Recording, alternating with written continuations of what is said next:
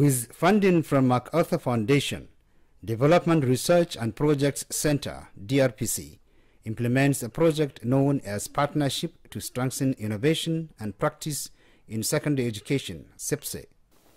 The project aims at improving the performance of girls in craft and vocational subjects in the West African Examination Council WAEC examination.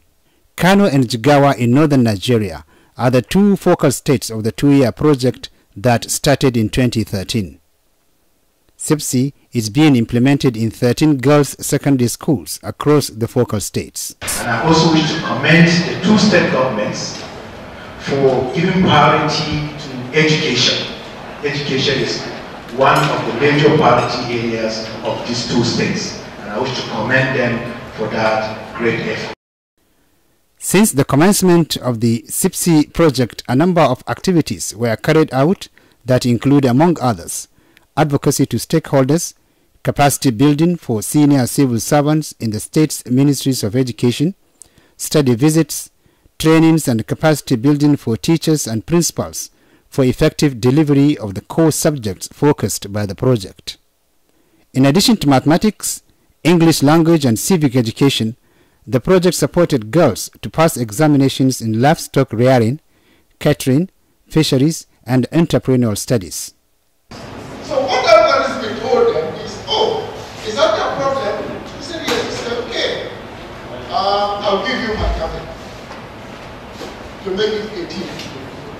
On December 2nd, 2014, the DRPC organized an update workshop to review the achievements and the initiatives introduced by the Ministries of Education in Kano and Jigawa states after attending a capacity building workshop in Abuja supported by the Nigerian Educational Research and Development Council (NERDC) and a study tour to Ekiti State facilitated by the National Institute of Policy and Strategic Studies (NIPS).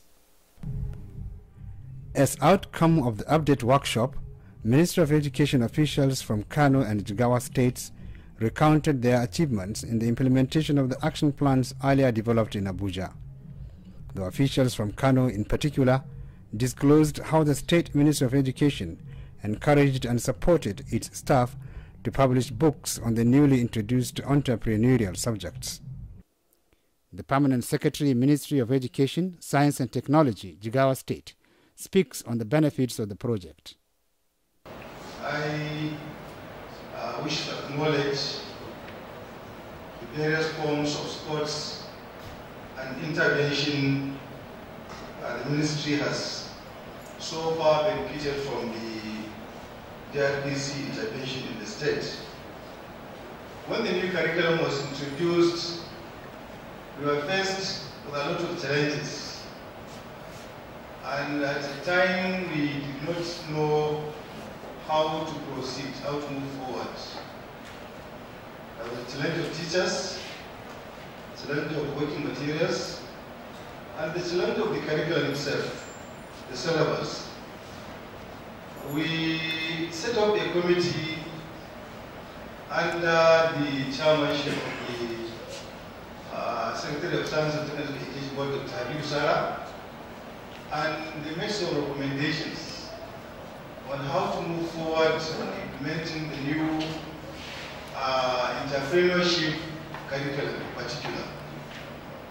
And then the committee, at the initial stage, suggested that we start with some 10 out of the 35 entrepreneurship subjects. But afterwards, we allowed the schools to select their courses, their entrepreneurship subjects, based on the availability of teachers, availability of materials, and the environment. While we were busy trying and grappling with this problem of starting the new curriculum, then the DRPC came to the stage. So it came at a time when their support was most needed.